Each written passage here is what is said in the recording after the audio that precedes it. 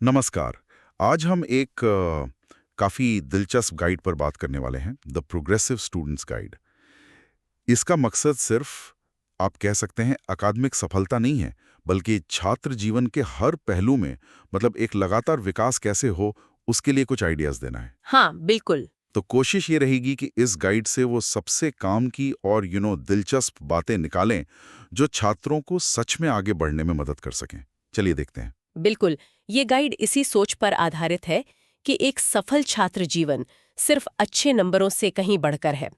ये एक पूरा सफर है जिसमें आपकी मानसिकता, आप सीखते कैसे हैं, आपकी इमोशनल समझ और हाँ, मुश्किलों से आप कैसे निपटते हैं, ये सब शामिल है। मतलब ये सब मिलकर ही पूरी तस्वीर बनाते हैं। सही कहा। तो सबसे पहले मानसिकता की बात कर लेते हैं। ग्रोथ माइंडसेट, ये आइडिया कि हमारी जो काबिलियत है वो पत्थर की लकीर नहीं है, मतलब उसे मेहनत से बदला जा सकता है ना? एकदम। जैसे ये नहीं कि मेरी मैथ्स कमजोर है, बल्कि ये सोचना कि ठीक है, थोड़ी और प्रैक्टिस करूंगा तो बेहतर हो जाऊंगा। ये छोटा सा नजरिया कितना कुछ बदल सकता है। बिल्कुल, बिल्कुल। और ये माइंडसेट और भी असरदार हो जाती है जब आप स्मार्ट लक्ष्य बनाते हैं। हाँ, smart goals. Specific, measurable, achievable, relevant और टाइम बाउंड। मतलब सिर्फ ये नहीं कि मुझे बेहतर करना है, बल्कि एक साफ प्लान। जैसे अगर प्रेजेंटेशन में डर लगता है, तो लक्ष्य हो सकता है कि अगले महीने की प्रेजेंटेशन के लिए हर हफ्ते 2 घंटे रिसर्च और मिरर प्रैक्टिस करूंगी। हाँ, ये बिल्कुल एक्शन ओरिएंटेड हो गया। अच्छा, माइंडसेट और लक्ष्य तो ठीक है, पर उन्हें पाने के तरीके भी तो चाहिए। गाइड में आइजनहावर मैट्रिक्स का जिक्र है। ये मुझे बड़ा प्रैक्टिकल लगा। हाँ, वो काफी पॉपुलर भी है। कामों को प्राथमिकता देने का तरीका, मतलब अपने सारे काम 4 हिस्सों में बांट लो। अर्जेंट और इम्पोर्टेंट हाँ, जो जरूरी भी है और तुरंत करने हैं, जैसे कल की डेडलाइन। वो पहले करो। फिर नॉट अर्जेंट बट इम्पोर्टेंट। मतलब जरूरी है पर अभी टाइम है, जैसे फाइनल एग्जाम की तैयारी, इन्हें शेड्यूल करो। ठीक है। फिर अर्जेंट पर नॉट इम्पोर्टेंट। ये वो काम है जो लगते तो अर्जेंट है पर शायद उतने जरूरी नहीं।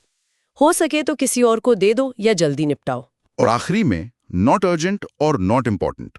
इन्हें तो लिस्ट से हटाई दो, जैसे बेवजह सोशल मीडिया देखते रहना। इससे एकदम क्लियर हो जाता है कि फोकस कहाँ करना है। बिल्कुल। और सीखने के लिए भी एक अच्छी तकनीक बताई है, एक्टिव रिकॉल। एक्टिव रिकॉल, ये क्या है? ये सिर्फ नोट्स या किताब बार बार पढ़ना नहीं है।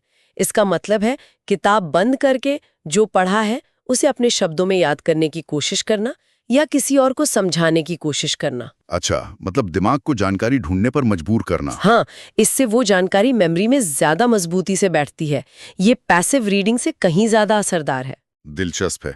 और एक और चीज थी, ऑब्जेशन वर्ड और मोटिवेशन वर्ड। ये क्या कॉन्सेप्ट है? हाँ, ये एक तरह से मेंटल टूल है। एक शब्द चुनना, जैसे फोकस या मास्टरी।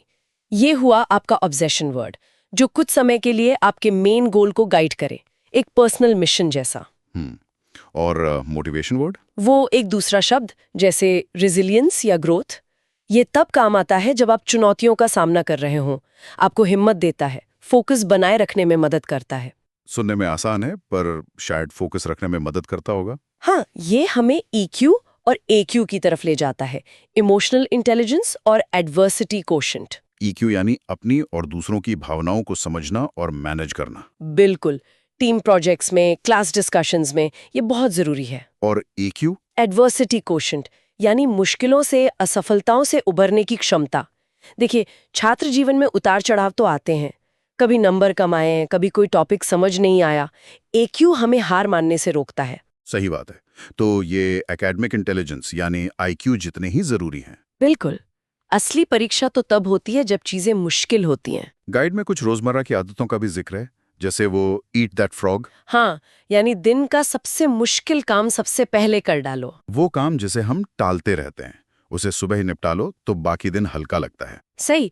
या फिर सुबह उठकर पानी पीना, दिन की प्लानिंग करना, ये छोटी छोटी आदतें मिलकर बड़ा फर्क लाती हैं। तो कुल मिलाकर इस गाइड का सार यही है कि छात्र जीवन में सफलता सिर्फ किताबी कीड़ा बनने में नहीं है। हाँ, ये एक बैलेंस है। सही सोच, स्मार्ट तरीके, इमोशनल बैलेंस, मुश्किलों से लड़ने की हिम्मत और अच्छी आदतें। ये कोई अपने आप नहीं होता, इसे बनाना पड़ता है, लगातार कोशिश करनी पड़ती है। तो अंत में एक सवाल छोड़ जाते हैं। इस गाइड में इतनी तकनीकें हैं, अगर कोई अगले हफ्ते सिर्फ एक चीज चुने, चाहे वो एक्टिव रिकॉल हो या आइजनहावर मैट्रिक्स हो या अपना मोटिवेशन वर्ड चुनना हो, सिर्फ एक, तो उसे लागू करने से क्या बदल सकता है?